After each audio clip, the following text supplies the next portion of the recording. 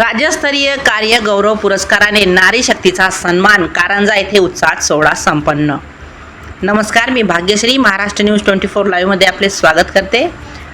सावित्रीबाई फुले बहुउद्देशीय महिला विकास संस्था वाडई कारंजा लाड यांच्या वतीने सामाजिक क्षेत्रातील कर्तृत्ववान व्यक्तींच्या सन्मानार्थ राज्यस्तरीय कार्य गौरव पुरस्कार वितरण सोहळा शनिवार दिनांक 24 मे 2026 रोजी शेतकरी निवास व स्वर्गवासी प्रकाशदादा डहाके सभागृहात उत्साहात पार पडला।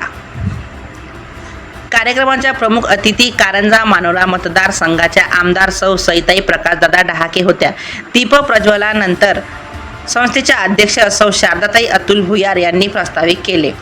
आशाताई मेश्राम यांचे सावित्री गीत, रमेश भोंडणे यांचा पोवाडा, कमलाकर धोंगडे यांचे भावगीत व कृपा ठाकरे यांच्या ऐ मेरे वतन के लोगोंनी रसिकांची मने जिंकली।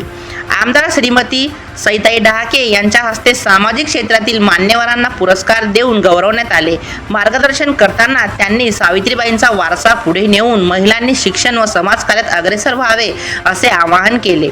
यावेळी उपस्थित मान्यवर सेवानिवृत्त न्यायाधीश डॉक्टर संतोष कुमार जयस्वाल, महाराष्ट्र शासन पुरस्कार प्राप्त ज्येष्ठ साहित्यिक, लोककलावंत, जुने जाणते पत्रकार तथा सामाजिक कार्यकर्ते श्री संजय कडोळे, ज्येष्ठ साहित्यिक श्री पुष्पराज गावंडे, डॉक्टर किरण खेडेकर, प्रसिद्ध गझलकार वैदर्भीय नाथ समाज संघाचे अध्यक्ष श्री एकनाथ पवार, श्री चंद्रशेखर भुयार, सिने अभिनेते श्री विजयकुमार ठाकूर, श्री पुंडलिक गोसावी,